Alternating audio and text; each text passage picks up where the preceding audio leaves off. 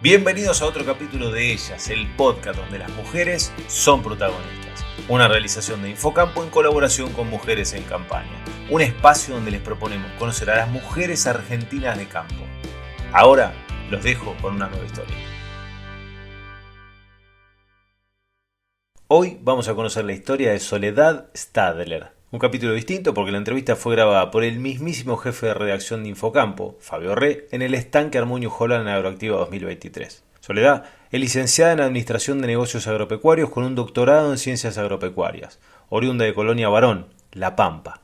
Desde hace 20 años vive en la capital de la provincia, Santa Rosa, donde es jefa de trabajos prácticos en la Facultad de Agronomía de la Universidad Nacional de La Pampa. Su tesis de investigación doctoral la acercó al mundo de los contratistas rurales y los fierros. El contratismo pasó a ser su pasión y, por qué no, su vocación. Ahora los dejo con otra linda historia de ellas, el podcast donde las mujeres son protagonistas. Soledad, naciste en Colonia Barón, La Pampa. ¿Qué recuerdos tenés de tu infancia, de tu vínculo con el campo? De mi vínculo con el campo tengo mucho recuerdo de los cumpleaños de mis amigos porque, soy hija de los 80, que en los 90 había mucha gente viviendo en el campo y la mayoría tenía muchos compañeros del colegio viviendo en el campo y parte de mi familia, mis tíos todos que vivieron hasta hace muy poco en el campo. Eso para mí es mi infancia, es mi familia, es mis raíces y es la vida del pueblo también, ¿no? Cuando rememoras esas épocas y uno recuerda, se pueden venir, colores, olores, sensaciones. ¿Cuáles se te vienen a la mente? Y el de la mañana, es mucha nostalgia, ¿no? Por lo que fue, y sobre todo por esto que decíamos del vínculo de la gente que vivía en el campo. Porque ahí transcurría nuestra vida, no íbamos, mis compañeros vivían en el campo e íbamos en bicicleta al campo a visitarlos, era... otros que se tuvieron que ir a vivir al campo para no perderlo, y nada, el no tener luz, el no tener un montón de cosas que ahora uno ni las concibe y sin embargo éramos súper felices y mucho olor a leña, ¿no? y las carneadas. ¿Y tu familia cómo estaba conformada? ¿Tus padres a qué se dedicaban? No, mis padres empleados, mi mamá ama de casa, yo soy nieta de inmigrantes rusos alemanes que sí eran productores de pequeñas chacras, que eran los que les tocaba, digamos, y después mis tíos fueron productores, pero yo no tenía una relación directa más que vivir en un ámbito rural que era como parte de tu vida, de tu diaria, ¿no? Bueno, y en ese contexto a lo largo de los años decidiste estudiar para Administración de Negocios Agropecuarios. ¿Cómo fue el proceso? ¿Qué te llevó a ese lugar? Soy la hija de los 80, que soy la estudiante del 2000. Yo hubiese querido ser geóloga, empecé a estudiar geología. Estaba en una clase de Paleo 2 y dije, de Paleontología 2, y dije, esto no es para mí. Estaba mirando bichitos y dije, esto no es para mí. No. Siempre había querido estudiar agronomía, pero... era muy difícil que en esa época muchos de nosotros nos podamos ir a estudiar y mucho más difícil es que nos podamos ir a estudiar más allá de Santa Rosa, todos teníamos que elegir lugares cerca, muy pocos se pudieron ir a estudiar a Buenos Aires o a Córdoba y 2 años después que yo estaba estudiando se abre mi carrera y un día dije chau, dejo geología y me pasé a la licenciatura y empecé a estudiar la licenciatura y ahí... Al segundo año estaba trabajando en una cátedra y trabajo en la facultad además desde muy chica, no digamos cuántos años, desde muy chica. Y desde ese lugar, desde esa profesión, has forjado un vínculo muy fuerte con los contratistas. Contanos un poco cómo fue esto de además haber hecho una tesis de doctorado sobre los contratistas, que es una figura tan importante en el campo argentino. Bueno, uno cuando... Yo siempre trabajé en los temas de maquinaria, actores sociales agrarios, y era como... En la zona, como ahora hablar del campo, es como algo que vos lo mirás para atrás y decís, tenés que contar esto con cierta nostalgia y demás. Y era tu día a día. O sea, yo me imagino a mi hija pensando en su día a día hoy, tener que contarlo con nostalgia, pero bueno, con los contratistas pasa un poco así. Tu vecino era contratista, tu tío era contratista y de repente no te dabas cuenta que era un sujeto social agrario súper importante en el agro. Y cuando gano la beca del CONICET, me toca del lugar de trabajo la Facultad de Agronomía de Buenos Aires y era el tema de mi directora, como que vos lo heredás. Y sin embargo, bueno, yo en La Pampa empecé a trabajar, a investigarlo y fue mi pasión. Acompañé a la Cámara de Contratistas de la provincia de La Pampa, armé un grupo de cambio rural, tengo un proyecto de extensión universitaria, o sea, un montón de... Y un poco como te decía yo, tenemos como una relación de pareja, de amor-odio, a veces por momentos con ellos y ellos conmigo, ¿no? Concretamente, ¿cuál es tu función hoy? ¿Qué haces con los contratistas? ¿Cómo los ayudás? ¿Cómo trabajan en conjunto? El proyecto se terminó y lo que yo quedé como con muchas relaciones que así me escuchan y se los paso al podcast después. Tengo un grupo de contratistas que elaboramos mucho, que son 111 aprox, y estamos todo el tiempo conectados a través de WhatsApp, de nuestra... Y ese ha sido nuestro grupo de contención, o sea, ahí está el que me hace renegar, el que se manda alguna frase que quiero matarlo, porque además la dice como olvidándose que estoy yo ahí. Y es un vínculo muy lindo, porque además por ahí tengo que salir y decir, che, mirá lo que están diciendo, y el otro le dice, che, la Sole te va a retar. O sea, ya lo dicen ahí porque saben.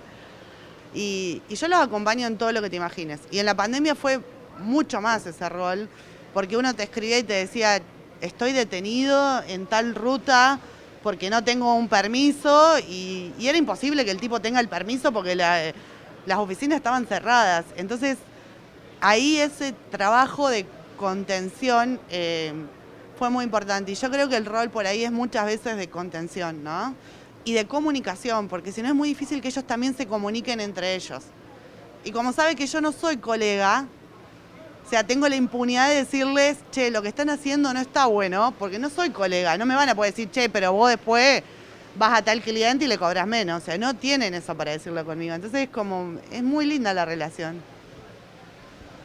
En Argentina, la mayor parte de las hectáreas que se siembran son de contratistas. ¿Crees que tienen el lugar realmente ganado o falta, digamos, trabajo en ese sentido para que tengan, digamos, un reconocimiento como el que deberían tener? No, falta. En La Pampa avanzamos mucho con todo este trabajo porque logramos que sean reconocidos, por ejemplo, sujetos de crédito. Si vos hoy vas a cualquier banco, es probable que el contratista como tal, el que no es productor, no esté contemplado como sujeto de crédito. O el margen que le dan es muy poco. Y en La Pampa se logró y están teniendo un crédito buenísimo a una tasa preferencial. Y se empezó a hablar. O sea, todo este trabajo rindió sus frutos. Pero a nivel nacional falta, o sea, falta mucho. Es muy difícil, yo siempre le digo a las chicas, a mi grupo de mujeres rurales, al grupo en el que estoy, mejor dicho, lo que no se mide no existe. Y si vos hoy tenés que decir cuántos contratistas hay en el país, son todas estimaciones. Y las estimaciones pueden tener un margen de error de un 10 o de un 50, y en ese 50 podés cometer un montón de injusticias. Y además porque son muy distintos, o sea, vos tenés contratistas con mucho equipo y demás, y tenés muy pequeños, o sea, y sin embargo todos tienen los mismos problemas. Precisamente la pregunta siguiente es, ¿qué problemas y qué es lo que más necesitan mejorar los contratistas? A grosso modo, seguramente son muchas cosas. La más importante es el financiamiento. En este momento muy particular está atravesado a todos los sectores del agro y al país en general, donde estamos complicadísimos con las cuestiones de financiamiento. Pero de por sí, históricamente el contratista, por esto de no ser sujeto de crédito, por la particularidad de su actividad, no está contemplado. Pero más allá de eso, ellos necesitan hacer un trabajo de introspección y darse cuenta de que son empresarios. Ellos el 80% no se ve como empresarios.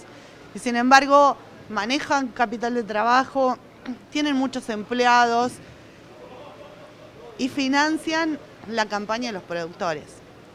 Porque el contratista sale hoy con su máquina y él tiene que pagar el gasoil ayer, tiene que pagar el empleado ayer, y su plazo de cobro es en 30, 60, 90, y eso hace que siempre estén con su economía complicado, ¿no? Por una cuestión de que como sector no existen, se va complicando todo, la cadena. Te cambio un poquito de rol ahora, porque además de estar asesorando a los contratistas, sos docente en la facultad en La Pampa. Y ahí, contanos un poco qué cátedra das y cómo un poco qué feedback tenés con los alumnos de todo lo que vas, digamos, enseñando. Yo soy jefe de trabajos prácticos, no soy profe, mi jefe se llama Mario, es lo más. Estoy en la cátedra de extensión rural y justo nos toca todo el mundo de trasladarnos de la facultad, de compartir. Básicamente a mí lo que me gusta es aprender. Yo siempre les digo que yo tengo mucho más para aprender de todos que lo que yo puedo explicar. Y me parece que, porque además para poder explicar algo tenés que saber lo que le pasa al otro. ¿Sí? O quizás ni siquiera tenés que explicar, tenés que repreguntarte y decir, y quizás el problema que piensa que tienen en realidad es otro, no tienen el problema que uno cree. Y también me parece que, y me pasa con los estudiantes y me pasa con los contratistas, este trabajo de contención, ¿no? Hoy estamos atravesados por un montón de cuestiones vinculadas a la tecnología, a la inteligencia artificial. Si nosotros no les enseñamos a las personas y a los futuros profesionales y a los contratistas que el agregado de valor o lo que nosotros podemos hacer es diferenciarlo como personas, estamos haciendo las cosas mal. O sea, estos chicos que ingresaron ahora a la facu, que tenemos muchos estudiantes por suerte en la facultad, ellos van a...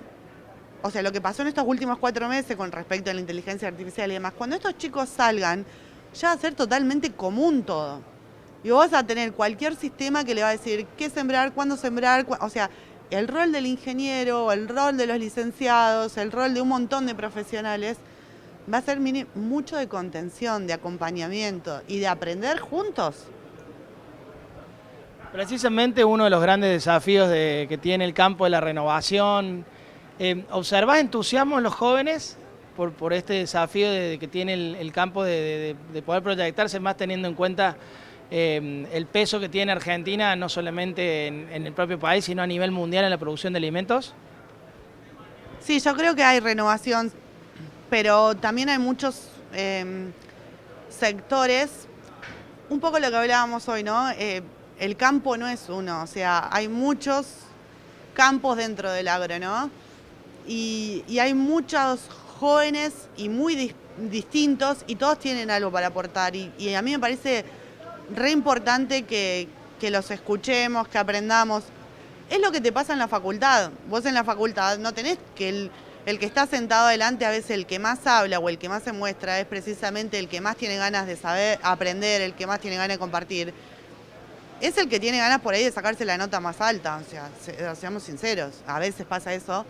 Y uno tiene que estar observando porque hay un montón de chicos con un montón de historias y los que nos trasladamos desde el interior a vivir a una ciudad, además tenemos una responsabilidad de que vemos un montón de chicos que están pasando historias muy tristes, económicas, familiares, y todo eso hace que esos chicos vayan callándose y tomen la voz otra. Entonces yo también digo, el agro también es por ahí muy diverso, con un montón de historias, y que tenemos que convivir todas porque son lindas y porque además van a mantener el campo vivo, o sea, y van a mantener el campo funcionando. Hablando de diversidad y volviendo un poco a la cuestión de los contratistas, ¿cuál es el rol que observas en las mujeres dentro de los contratistas? Hay cada vez más, pero bueno, ¿cómo lo observas? Si falta, ¿qué análisis haces sobre ese tema? Para mí no hay cada vez más, para mí no, o sea, hay muy pocas o no hay. O sea, en todo este tiempo que pasás de provincia en provincia y son pocas. Son pocas. Quizás tendría que hacer otra tesis para preguntarme por qué son pocas, ¿no? Pero sin embargo, por más que sean pocas, dentro de la familia contratista, quizás son pocas las que se suben o andan en la diaria, pero son muchas las que toman decisiones. Y por ahí no se la contempla y la mujer es la que lleva los números, la que es la aplicada, es la que va a estar en los detalles de la casilla. Yo creo que el desafío, y personalmente a mí me gustaría, es cómo laburamos con las mujeres para acompañarlas a subirse a la máquina, ¿no? Para que tengan los mismos conocimientos que... No los mismos, porque yo a veces dudo de que todos los que se suben a la máquina tengan conocimiento. O sea, que las mujeres también accedan al mercado de las capacitaciones, que no tiene que ver con los conocimientos. Y en tu caso particular, ¿cómo te ha ido siendo mujer dentro del sector de contratistas rurales a tener que hablar con hombres que tienen sus años de experiencia y por ahí pueden querer hacer una cosa de determinada manera? ¿Cómo ha sido todo ese laburo? Yo tengo dos cuestiones muy diferenciadas. Tengo la parte en lo organizacional, formal, que no fui bien recibida. E inclusive en un chat se escapó que hace esta, y que es mujer, acá, o sea, se escapó, lo leí, una persona muy influyente dentro de un grupo, me costó irme, o sea, porque además imagínate que como soy no me quedé callada, o sea, ¿qué hace esta acá? Está acá, le está sosteniendo el proyecto que ustedes no están haciendo, o sea, era así. Y nunca, cosas que nunca dije las tuve que terminar diciendo en el peor de los modos cuando me fui, o sea, es muy feo. Tuve que hacer valer que era la que los estaba acompañando en esto, lo otro, y que había formalizado un montón de cuestiones que la organización no tenía. Pero automáticamente que me fui, vinieron un montón de varones a potenciarme, a acompañarme, a empoderarme y que estoy laburando hasta el día de hoy. Entonces armé mi chat paralelo y mi grupo paralelo y es más grande aún porque, hay varones muy copados, ¿me entendés? Que te acompañan, que dicen, che, Sole, vos lo sabés hacer. O sea, para mí es como esas dos cuestiones en paralelo. Como hay mujeres que también van a tomar una conducta sumamente machista de donde puedo, o sea, te borro. Perfecto, bueno, salimos de las cuestiones profesionales y entramos a los aspectos personales que siempre abordamos en ellas. ¿Qué actividad te gusta por ahí para resetearte, para salir un poco del día a día, para refrescar la mente? ¿Qué te gusta hacer por fuera de lo profesional? ¿Qué me gusta hacer fuera de lo profesional? Y vos sabés que ahora me estoy dando cuenta que tengo bastante postergadas mis cuestiones personales, más allá de que soy mamá, de que soy compañera, bueno, estoy casada, digamos, pero estoy en pareja hace muchos años. Y me estoy dando cuenta que por ahí tengo bastante limitadas mis cuestiones personales porque el día a día me consume mucho. Pero sí lo que me gusta hacer me gusta mucho y me hace muy bien escuchar música, mucho. Pero escucho la misma música desde que tengo 14 años, o sea, escucho a Andrés Calamaro, no conozco otro cantante ni a Bunbury, sí, pero no salgo de ahí. Así que por favor que siga sacando temas nuevos porque si no se me termina el repertorio. No, igual vuelvo a los Rodríguez, todo eso, o sea, no hay drama. Y estar con Sofi, y ahora estamos construyendo, entonces también hago tareas varias. O sea, pasar cables, esas cosas, no. A mí me gusta aprender y me doy cuenta que cada tiempo pero de lo que sea, me gusta. Series, todo eso tema, ver tele, nada, deportes, alguno que algún otro o algo que quieras hacer. Ahora me voy a sentir mal, digo, no estoy haciendo nada, che. No, series, se me terminaron las que me gustaban y, o sea, me estoy dando cuenta que además siempre me gusta hacer lo mismo, ¿viste? Soy un animal de rutina porque evidentemente, no, te voy a matar la parte, pero leer, sí, o sea, siempre es como, siempre vuelvo a lo mismo, y además me dicen, vamos a tal lugar y yo arranco, a una huerta, arranco, un proyecto de extensión con chicos en una escuela, arranco. Para mí todo eso me consume mucho más que, porque es salirte de tu zona. Cuando vos estás leyendo lo que te gusta, estás escuchando música que te gusta, siempre que estás haciendo, alimentando eso que te... Y cuando salís y te trasladás y haces algo que totalmente no tiene nada que ver con vos, ahí te das cuenta que también hay otras cosas que te copan, que podés acompañar, que... ¿Algún lugar en el mundo que te gustaría conocer y por qué? Uy, me mataste. Yo dije, no tengo algún lugar que vos digas así. A mí me gusta volver siempre a los lugares de lo que uno fue feliz, ¿no? A mí me gusta mi lugar, mi infancia. Viste que dicen que hay un sueño recurrente que uno sueña que debe materias del secundario. Bueno, yo tengo ese sueño que debo materias de la universidad. Viste que es algo que... Bueno, cuando yo sueño, y mis sueños más lindos siempre son en mi escuela. Y yo asocio mucho a que mi lugar en el mundo tiene que ver con mi escuela, con mi infancia, mi escuela pública, el olor de... Ahí sí, es la escuela, es mi escuela. Y ahora encima la veo hermosa, igual que antes, y me pone muy feliz eso. Bien. ¿Y algún lugar que ya conozcas y le dirías a alguien, vayan a conocerlo? Vayan a conocer San José, que es un pueblo que está al lado del mío, de Colonia Barón, que es muy hermoso y tiene mucha historia referida a los alemanes del Volga. Ese lugar es muy lindo y transmite muchísima paz y hay muy pocas familias viviendo. Ese es un lugar muy lindo para conocer. ¿Hay alguna mujer que sea tu referente, que te haya marcado en algún momento de tu vida? Ayer en un panel estuvimos hablando del mismo tema y a todas, cuando le preguntaron esto, se le vino la imagen de su abuela, ¿no? De su abuela y su relación con lo rural. Y yo me miro a mí y también mis abuelas, aunque yo una la tuve hasta el año pasado y la otra casi ni la conocí porque eran mucha la diferencia de edad de mis padres con respecto a mi abuela, a mis tíos, digamos. Y yo pienso que uno es la admiración de las que estuvieron antes, por muchas razones, ¿no? Por lo que sufrieron en silencio, porque mis abuelas tenían historias muy duras, en silencio, escapando, quizás pasando momentos muy feos.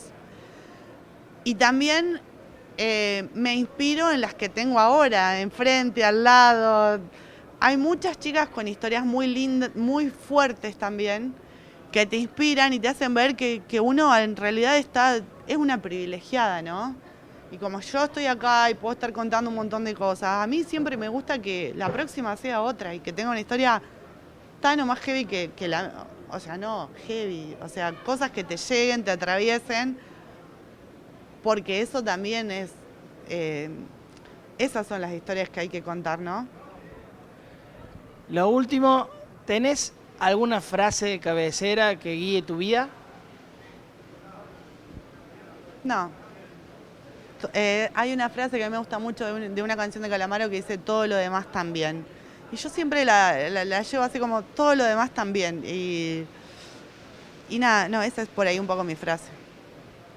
Muchas gracias, Sole. A ustedes, muchas gracias.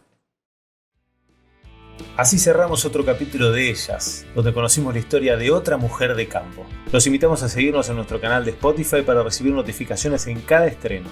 También pueden escuchar fragmentos de estas charlas en redes sociales y leer la nota ingresando en www.infocampo.com.ar.